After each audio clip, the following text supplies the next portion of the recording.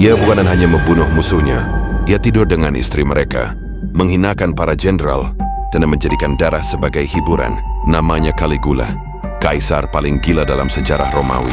Awalnya rakyat mencintainya. Caligula naik tahta sebagai harapan baru, anak dari pahlawan perang, pewaris kejayaan Romawi.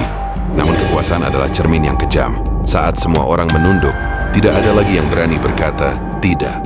Dia mulai percaya dirinya adalah dewa, bukan simbol, bukan metafora. Dewa sungguhan. Kuil dibangun atas namanya. Patungnya dipakaikan pakaian ilahi, dan rakyat dipaksa menyembah.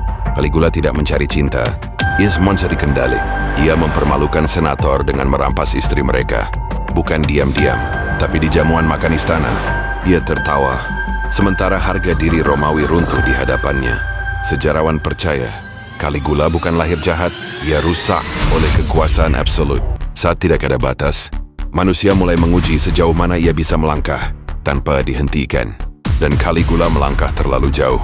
Akhirnya ketakutan berubah menjadi kebencian. Pengawal pribadinya sendiri mengangkat pedang. Tidak ada pengadilan, tidak ada pidato, hanya pengkhianatan di lorong istana. Seorang dewa mati seperti manusia. Caligula berkuasa hanya 4 tahun, tapi kebrutalannya abadi dalam sejarah. Karena sejarah bukan tentang siapa yang paling kuat, tapi siapa yang kehilangan kendali saat tidak ada yang berani melawan.